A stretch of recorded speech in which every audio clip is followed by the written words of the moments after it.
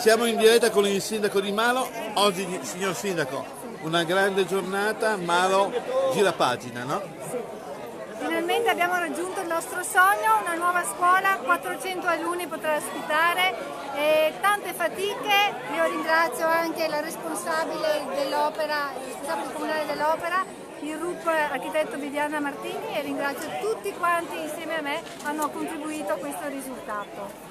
Si apre anche una prospettiva nuova, un'area di Malo che potrà essere anche recuperata con altre idee. Sì, la scuola, il progetto scuola comprende naturalmente 2 ali che sono state costruite, ci sarà una terza ala per cui abbiamo già presentato concorso dei bandi e la palestra.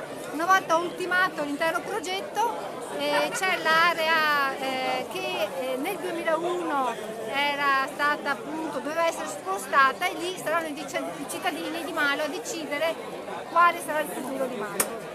Quindi questa idea è valida e buona, concretamente dopo bisogna vedere se... Scelte urbanistiche che in Sì. qualche modo sostenibili, no? Sì, ma sostenibili non economicamente, sostenibili dal punto di vista sociale, di aggregazione sociale, questa mi pare la cosa più importante.